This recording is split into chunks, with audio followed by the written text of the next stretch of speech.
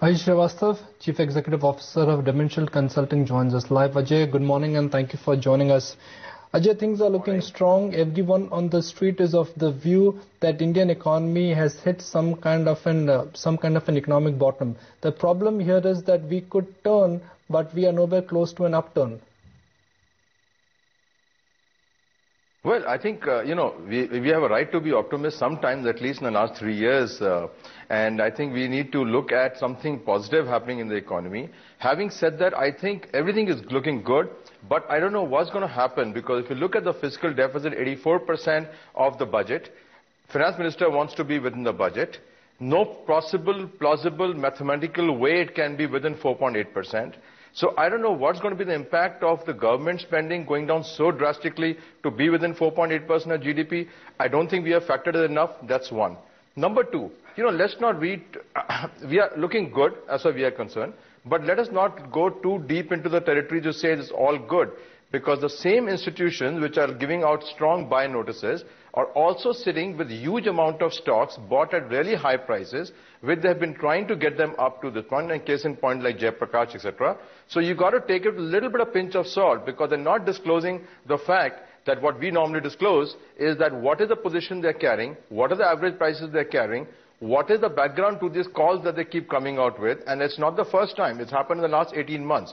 So an average investor needs to be a little wary of these calls to say, do these calls make enough sense for us to jump into at these prices in the stock market? Things could look better, but so does the stock market prices. L&T is now back at 1,050 plus. JP is at 55 plus compared to 28. So yes, things are looking better, but the valuation also have gone stretch, and let's not read too much into the calls of the FIs, because those are the fellows who are stuck with quite a bit of the mid-caps and stocks at outrageous prices, and they need to find exits to it. So things are good, but not as hunky-dory, because with the fiscal deficit where it is, things are going to turn nasty, at least in the Jan to March quarter.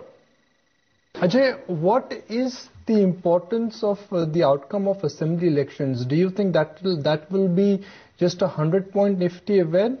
Or based on the outcome of assembly election, we could be in for a 400-500 point swing on the Nifty? Well, okay, the balancing important, I think it's quite important.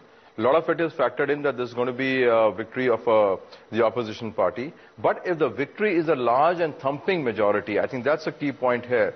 If it's a large and thumping, you could even see up to 150, 200 points. For two reasons. One, the shorts will disappear from the market, and a lot of buying will come into place based on the election which are going down the line.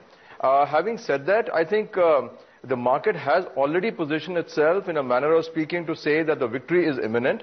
The question is the margin of victory. And that's when I say, if it's a thumping majority, I think you'll find the market at least 100 point plus. I don't think so we are in the 500 zone at this point of time, because it's already charged up. The market is charged up. People are sitting on long positions. So you rather book your profits in a big upside rather than buy more in that upside. So 400-500, very, very unlikely. 100, I think, is the more likely if there's a clear majority for the opposition party. Ajay, what have you made of the monthly sales data which has started trickling in? M&M tractor sales have come in higher by 13%, but Tata Motors on the domestic front has disappointed. Do you think there could be a speed breaker to the rally that Tata Motors has been posting off late? No. I think, why are we even looking at the domestic sales? I just say ignore Tata Motors domestic sales. Just ignore it. I don't think they have a vehicle of name in the market. They're just there historically. They might even wind it down for all I may care about it, because it doesn't add value to them. I think you've got to look at Tata Motors purely as a global company doing extremely well. Number two, they're in the truck market. The revival should happen if agriculture has to move and GDP has to go up. There is no reason why the truck industry is not going to start buying more. Because if the goods can't move, there's no growth in this country. So Tata Motors ignore the passenger vehicle traffic. I think they don't even want to sell it seriously.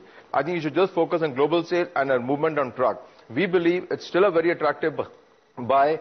You get it around 380s, you go and buy it, and then you hold for at least 420, 450, and maybe even 500 maybe a year from now. So it's a very good buy in our view. Let it correct a little bit, and you must keep it. And ignore the domestic sales. Don't even bother about it. Bullish on the CV end of the market. Do you think Ashok Leyland at the current juncture could be a good, smart and attractive contra idea?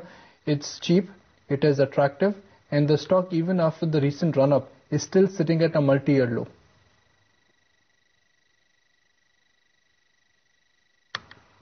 See, Ashok Leyland has been a classic underperformer for years now.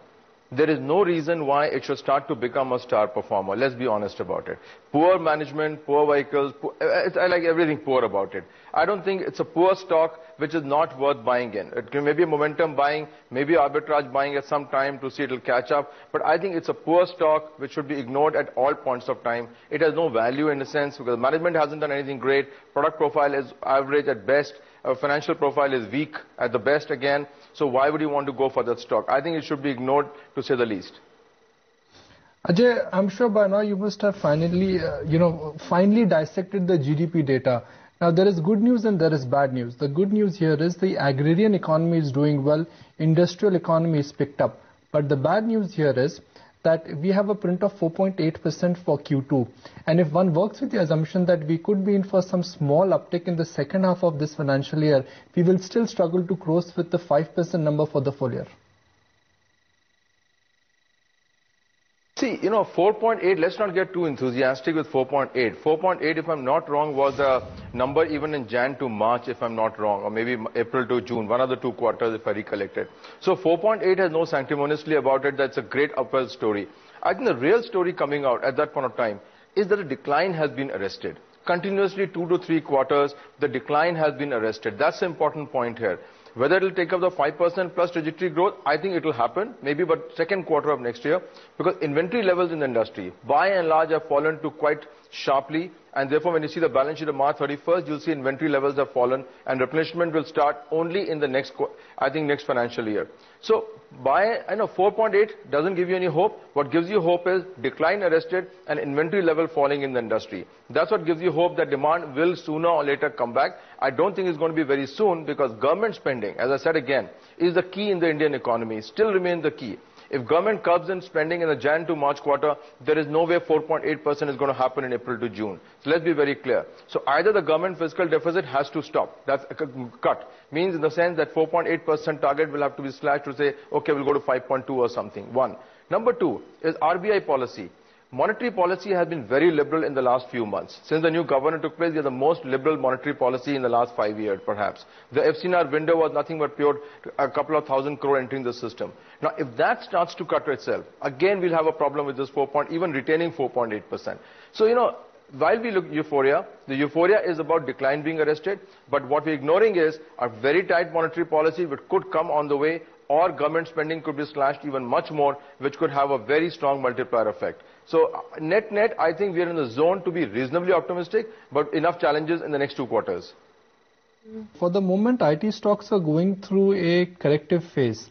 But do you think a savvy investor should use the current decline in IT to his or her advantage to load more stocks? Because IT companies or IT stocks, they still offer growth which is coming at a reasonable price. You said it right, Nikunj, absolutely correct. This is a must-have in the portfolio. And, you can pick and choose because literally the top 5 companies are all competing for excellence. And therefore, there is, this must be part of the portfolio because all the industries will go through a cycle. A lot of people made good money in IT, have gone out of it, now it's slugging around. Tech Mahindra is about 1680, Infosys about 3300 and so on and so forth. So I think it's appropriate time to start nibbling this, building it up. But we must understand one thing, that it's going to give a while before the returns come back to this industry. I think it's going to be about 3 to 4 months before we see a double-digit return in terms of share price coming to this industry. It has to be the next quarter result. When that happens, then the industry will get again re-rated and we'll see the good performance coming through. Plus, important point is, that some of the hedges will be coming off now, so they will be seeing a benefit of the exchange rates coming into the system.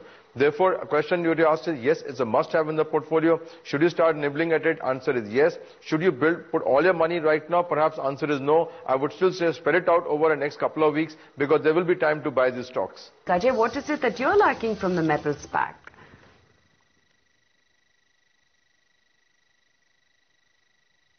Sorry, I couldn't hear the question. Ajay, I was talking about metals and as to how a strong show we've seen from this entire sector. What is it that you like? Go right ahead with Tata Steel. I think that's the only stock. And And the reason I don't like SLT is because I think in Vedanta Group, shareholders never make money at the end of the day. If you look at the past 10 years of history of this group, the transaction that they have done, the shareholders always lost money. So that's why we don't believe that irrespective of the fundamental, you go and invest in SSLT, rather go invest in Tata Steel, I think, which will give you a safer and a better return. But Tata Steel is already up more than 150 rupees from the recent low. Do you think bulk of that beta rally in Tata Steel is over? You're right. I think so is every stock, Nikunj. If you look at the history, L&T was 600 in August 23rd or August 3rd or thereabouts, is now 1100. I think, looking at past trend, yes, it's important to say it's up 150, but if you sit at a point of time and say, I don't have an investment, should I go and invest? The answer in Tata Steel perhaps would still be in yes. The big returns have gone off the table, which we must recognize that 40-50% returns are off the table. Now we're talking of 10 to 15 to 20% return, and that is what we are playing for. The 50% return game is already over at this point of time on these valuations. Ajay, what about the sugar pocket? Is the worst over now for the sugar industry, or purely because of the high amount of government intervention, it's best to avoid this space? You know what? You can throttle me, I'll never buy the sugar stock. It's a fun classic industry which has always been sick, and the promoters have always been extremely rich. Okay, so let's not sympathize with the company. Let's not say the promoters, they make enough money. We all know what happens in the industry. So as an investor, I would never ever buy these sugar stocks, because this is one industry where, irrespective of what happened to fundamental, the company will always do badly. And that's a historical 20-year track record, not even a 1-year track record, and I can quote and data on that one. So just keep away from this industry per se. It's got a serious problem of promoter groups, and let's leave it at that. What about FMCG? Because clearly the levers of the world themselves are now talking about a slower growth rate in the coming few years. Do you sense that domestic plays like a Dabur still would tend to benefit and actually outperform lever or an ITC? You should be sitting here. I'm telling you. You already said it, that people like Dabur are going to be the better performers compared to the HLL, because HLL caters to the good part of it caters to the urban market, which is getting hurt by inflation. And when you talk of GDP data, etc., this is where the catch is. The 10% inflation rate, the CPI inflation rate, ultimately hits you in the growth, ultimately hits in the purchasing power. We have just seen the first wave of it. So HLLs and all will struggle. The Daburs of the world, the Rallis of the world, not in consumer space, but in agrochemical space, these are the ones which we're going to move in. You already seen the results of Hero Honda. Rural market is the theme of the day, because that is where the money is going to be for the next 12 months. The urban consumer is dead and buried, and I think he's going to get worse in the next 12 months. So any company catering to the urban markets will face serious challenges. If you go to the rural markets, I think you're much better off. Ajay, let me just challenge that data. I took a flight back last night from Delhi to Mumbai. I paid 12,000 for a ticket. The hotel where I stayed in Gurgaon was complete choco-block. They were working at 100% occupancy. Maybe urban India is not slowing down. Okay, I'll say at least one thing. At least next time you come to Gurgaon, at least give us a call for a drink. That's one. Okay. Number two is, anecdotally, you are right. People ultimately want to travel. But what's been the expansion in the seat capacity of the airline in the last 5 years? Our country population has expanded. People have expanded. But look at what's happening to the growth rate in capacity creation. That's where the problem starts. We had a big airline, Kingfisher, coming out. Nobody wants to travel Air India. You saw the result. The most unsafe airline, 48% of Indians say it's the most unsafe airline. You don't want to travel that. So what are you left with? Indigo and SpiceJet and Jet Airways. That's all three airlines you're left with in a country this size. So anecdotally, you may be right. You're saying hotel industry. Sure, hotel industry in December looks wonderfully rosy, but what about the April, May, June, July, at which time they even give rates of 3,000 rupees? So okay, what about the consumer buying theory? You can buy in sale, you can buy on 40%, 50% discount. Are they buying? Look at the car industry. It's ludicrous to believe that at a billion-plus country buys maybe 1 lakh cars a month, 1.5 lakh cars a month. Just think about the number they're talking about. So, go every item by item, and you'll see two things happening. No capacity creation and low volume offtake unless there is a serious price discount. And that's become the norm. Therefore, we say that the consumer urban consumption story, we can't stop brushing our teeth in the morning, but we can certainly start to degrade ourselves and say, okay, we be careful what we buy, we're going to buy less things, and so on and so forth. So I am a firm believer, urban consumption story is under serious threat and will remain under threat.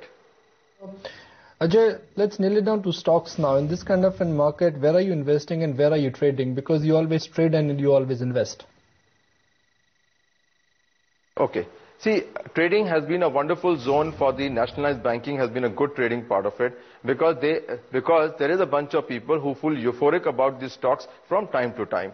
So that particular bunch of segment needs to be milked every time there is euphoria. These banks are going nowhere, let me tell you something. There's going to get worse. You see the March results, it's going to be really bad news, okay? So every time there is a great euphoria in nationalized bank, you go short it. Every time they go down quite drastically, you go buy it. So the trading zone is right now with the nationalized banks by and large.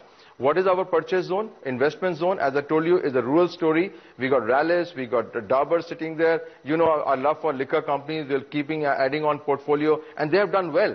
You know, in spite of the lows, the liquor companies have done well. The UB twins have done extremely well for us at this point of time. So focus is on investment theme there. I don't think we have any long-term capital goods, barring one stock, L&T. And the reason we have that stock is that it's a 40% now story of global economy and 60% Indian economy. You see the L&T contracts now. They're focusing more and more overseas.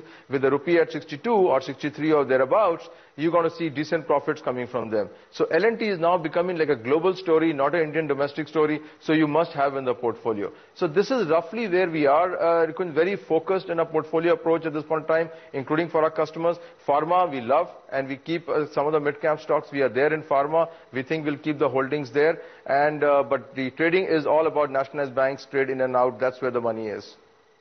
Ajay, off late, tyre stocks have been jumping around. If month-on-month sales data from on the domestic front is actually easing off, what's leading the move in tyre stocks then?